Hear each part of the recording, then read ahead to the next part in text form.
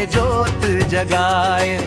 बाबा घासीदास आहे अंधियार ला भगाए। ऊंच नीच के भेद मिटाए, सबला एक बनाए। मन के एक समान, यही बात समझाए। जय सतनाम बाबा जी के न्यामले जगो ही उजियार। जय सतनाम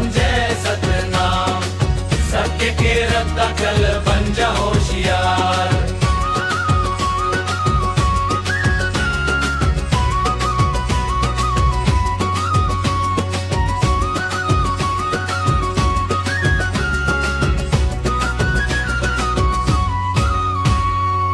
छुआछूत के जहर मिटाए, प्रेम के दीप जलाए।